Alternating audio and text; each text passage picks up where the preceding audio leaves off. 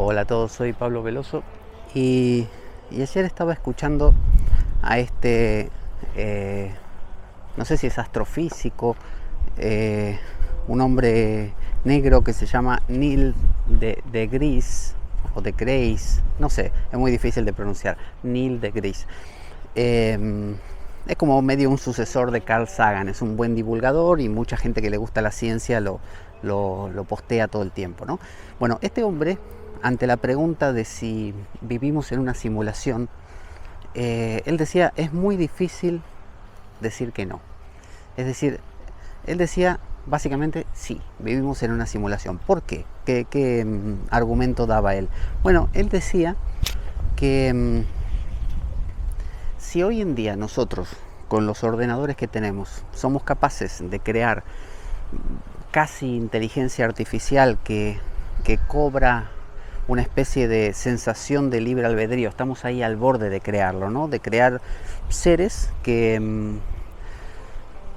no solamente existen como los Sims, cuando se crearon los Sims, el jueguito este que los personajes interactuaban y que mientras uno se iba a trabajar y después volvía, los Sims seguían haciendo sus cositas, ¿no? Que cuando yo era chico era el Tamagotchi. El Tamagotchi era una porquería así, que venía en una especie de casi de aparatito electrónico súper simple, que era una especie de ente, una ameba ahí, que uno le debía dar de comer y hacerlo hacer pis y demás, y que si uno se olvidaba y no le prestaba atención, se moría. Entonces, si se moría, reseteabas el juego y volvía a empezar. Entonces iban todos los chicos al colegio con eso para... No, uy, el Tamagotchi quiere comer, y entonces le daba de comer. Entonces, desde el Tamagotchi hasta hoy en día ha pasado mucha agua bajo el puente. Y hoy en día existen no solo videojuegos muy autónomos, sino que en el trabajo con la inteligencia artificial el ser humano siempre va intentando recrearse básicamente. Nuestro tema es la reproducción. Nosotros nos queremos reproducir.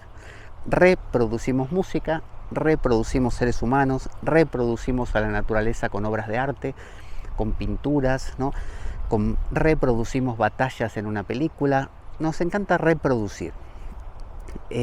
Porque en la reproducción hay un mirar que nos informa otra vez, porque nosotros funcionamos por el otra vez. O sea, no nos basta una vez para entender algo, necesitamos verlo varias veces. Entonces la reproducción nos ayuda.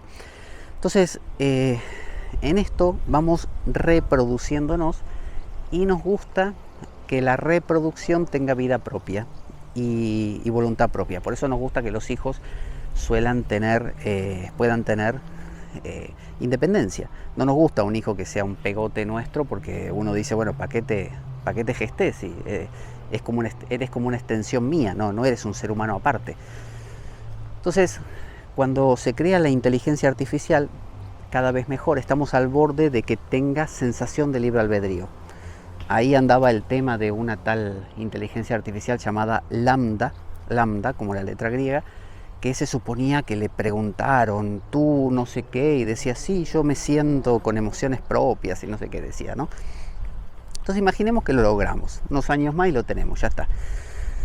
Y creamos de forma artificial, así en internet o en ordenadores, todo un sistema de mundo, con medios de transporte, con trabajo, como el metaverso, ¿no?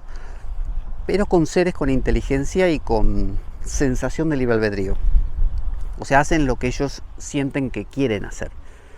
Bueno, ¿qué diferencia habría entre eso y nosotros?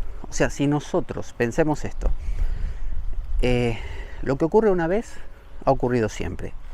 O sea, si crece una planta es porque ya ha habido otras plantas antes. Si choca un planeta es porque ya han chocado otros planetas. O sea, lo que ocurre una vez ocurre siempre.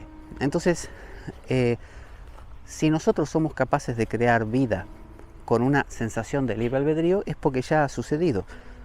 Por lo tanto, nosotros mismos, ahora mismo, podemos ser una simulación creada por otros seres anteriores a nosotros, que a su vez son una simulación de otros seres anteriores a ellos, y así, ¿hasta dónde? Y yo qué sé, ad infinitum, ¿no? Porque no habría un principio posible. Yo creo que se retrotraería hasta el infinito, ¿no? Entonces, sí, esto es muy posiblemente una simulación. Eso era todo, no había más. Esa era la reflexión que quería hacer. Me parece que es muy probable. Y las culturas orientales como la India siempre lo han pensado. Occidente lo ha quitado esto de la repetición, porque nos pone muy nerviosos y nosotros queremos que la idea de tiempo no se repita, porque nos interesa que Jesús haya nacido una sola vez y que no sea una repetición, pero los orientales lo ven distinto. Los orientales piensan que todo se repite y se recontrapite, ¿no? Entonces, si esto es así y se repite, Jesús ha encarnado muchas veces, porque eso es el mito, así es el mito. El mito es la vida misma y la vida se repite muchas veces. Entonces, cuando se habla de multiversos, simulaciones, multiversos, sí, porque ¿qué quita que si yo soy una simulación? Imaginemos, vamos a retomar el ejemplo. Yo me pongo a programar y creo un juego, un videojuego, donde simulo toda una vida, con medios de transporte, con trabajos, con gente, con familias, animales, todo, ¿no? Pero también digo, bueno, voy a crear, ¿sabes qué? 3 programas más. ¿Por qué no? Y mi vecino crea otros 5 programas. Entonces, en cada programa hay diversos personajes. Pero resulta que mi vecino compró el mismo pack para diseñar universos que yo. Entonces, él también tiene el personaje gamberro, el personaje, qué sé yo, y vienen con nombres quizá posibles como Pablo, Pedro, Juan, y él también armó un Pablo que graba videos caminando por un parque. Solo que el de él tiene el pelo de otro color, ¿no? O es un poco más alto, o un poco más inteligente, ¿no? Cosa que sería interesante. Y ahí está. Ahí tenemos el multiverso. Paralelamente están sucediendo más de una simulación. Y alguien preguntará, bueno, pero ¿dónde están entonces? ¿Por qué no se encuentran? Bueno, no se encuentran sencillamente porque son simulaciones creadas en ámbitos diferentes, ¿no? No tienen por qué encontrarse. Pero a su vez, en un sentido sí se encuentran, porque todas esas simulaciones creadas por mi vecino, por mí y por toda la gente están dentro de una sola simulación, que están en el ordenador de un tipo, de otro nivel, que ha creado toda esta simulación. A ver si me explico. Yo creo una simulación en un ordenador, ¿no? Y como creo mucha gente con medios de transporte, trabajos y todo eso, cada uno de esos que yo creé, a su vez puede crear universos. Y cada uno de esos universos va a tener mucha gente. Por lo tanto, cada una de esa gente va a crear sus universos. Y es como una ramificación infinita. Entonces podríamos decir que todos los que viven en un universo determinado, en un ordenador, están conectados con todos sus universos. Y si todo es una ramificación de la ramificación de la ramificación de la ramificación, diría George Berkeley, diría el filósofo inglés o irlandés, diría, esto es porque Dios está soñando, es el último soñador de todo este juego. Y esa es la idea de los hindúes. Los hindúes dijeron eso. Los hindúes dijeron, Vishnu duerme el gran sueño, y en su sueño, cada vez que exhala, salen infinitos universos de su cuerpo que forman esas vidas eternas, ¿no? Con unos formatos que ya preexisten en él, muy platónico el tema, antes que Platón, obvio. Y bueno, no lo sabemos si antes que Platón, quizá en esa época se mezclaron un poco las ideas y hubo una nutrición cruzada, no lo sé. Pero el tema es que Berkeley decía, hay un soñador último que es Dios, le ponía un fin.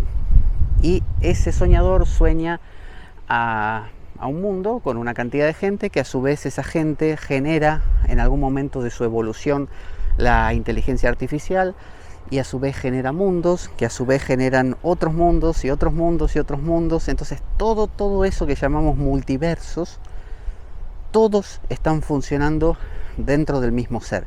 Y ahí podemos entroncar, para allá que te huele la cabeza directamente, y a mí también, con Leibniz, las mónadas de Leibniz. Leibniz proponía que había un ser, Dios, que como si fuera el tallo de de una vid, iba generando uvas, distintas uvas, imaginemos, y dentro de esa uva existía un ser, en cada uva. Y ese ser se miraba en las paredes de esa uva y solo se veía a sí mismo y se comunicaba con otras uvas a través del tronco, ¿no? O sea, a través de Dios. Entonces, ahí nos damos cuenta que todas estas ramificaciones de las ramificaciones de las ramificaciones están entroncadas por un tronco que es el gran sueño de Dios. ¿Esto qué quiere decir? Que en cualquier lado de esa ramificación, aunque yo viva en la ramificación de la ramificación de la ramificación, así, ad infinitum para adelante, ¿no? O muy avanzado para adelante, basta con que yo toque el tronquito que subyace a mí, o sea, el código fuente, como en Matrix, ese código verde del programa, y ya estoy tocando al soñador. Y ya estoy como dándome cuenta que todo es un sueño del soñador. Que sea un sueño no significa falso, no es falso. Un sueño significa simplemente una puesta en escena, una representación, ¿no? De algo esencial, en este caso Dios mismo. Eso hace, cuando lo descubro, que esta brizna de hierba, este atardecer, cada cosa, es la divinidad misma y ninguna otra cosa. Eso es lo que los hindúes llaman iluminación. Y no hace falta regresar hasta atrás, no hace falta eso. En cualquier lugar que estés, ahí está todo. Como decía Giordano Bruno, si ningún lugar es el centro, todo lugar es el centro. Para pensarlo.